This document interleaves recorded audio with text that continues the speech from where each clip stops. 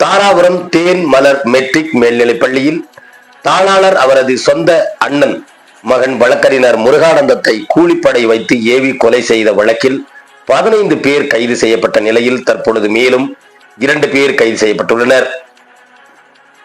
திருப்பூர் மாவட்டம் தாராபுரம் சென்னை உயர்நீதிமன்ற வழக்கறிஞர் முருகானந்தம் அவரது சொந்த சித்தப்பா தேன்மலர் தண்டபாணி வெட்டி கொலை செய்த சம்பவத்தில் ஏற்கனவே 15 பேர் கைது செய்யப்பட்டிருந்த நிலையில் நேற்று திருச்சி மாவட்டம் காட்டுப்புதூர் ராமசாமி மகன் குமரேசன் வயது 31 மற்றும் நாமக்கல் மாவட்டம் சேத்தமங்கலம் சேர்ந்த ராமலிங்கம் மகன் மகேஷ் 33 வயது மீண்டும் மகேஷ் வயது 28 ஆகியோரை தாராபுரம் காவல் ஆய்வாளர் விஜய் சாரதி தலைமையில் அவர்களை கைது செய்து தாராபுரம் அரசு மருத்துவமனையில் முழு உடல் பரிசோதனை செய்த பிறகு உடுமலை நீதிமன்றத்தில் ஆஜர்படுத்தி போலீசார் 2 குற்றவாளிகளையும் அழைத்து சென்றனர்.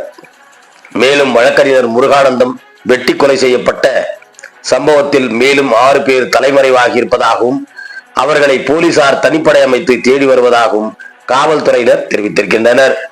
திருப்பூர் மாவட்டத்தின் செய்தியாளர் சாய் பிரபாகரன்.